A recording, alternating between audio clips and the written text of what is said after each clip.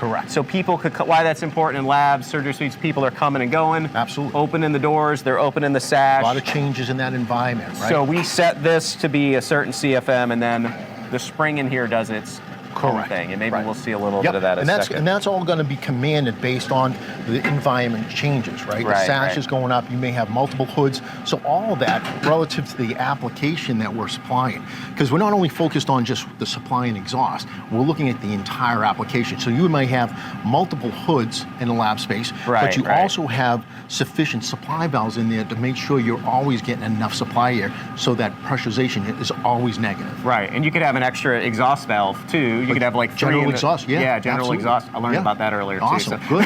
Look at you. I am learning something while I'm here. Good. This is good. Good. So a couple things that we do is typically on a supply application, what we'll do is we'll take this aluminum valve and we'll actually supply the thermal barrier here. Let's pull that over here. Okay.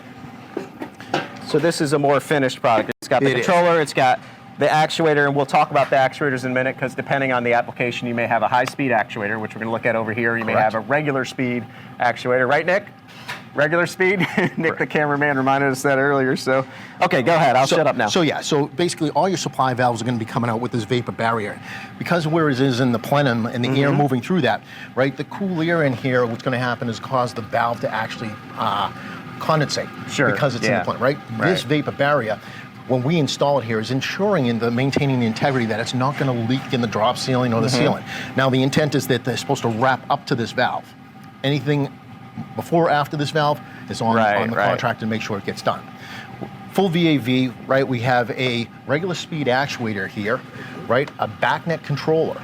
In addition to that, all the labeling that we put in here allows us to have traceability through the entire process from the time we start to manufacture it, to test it, to the time it actually ships.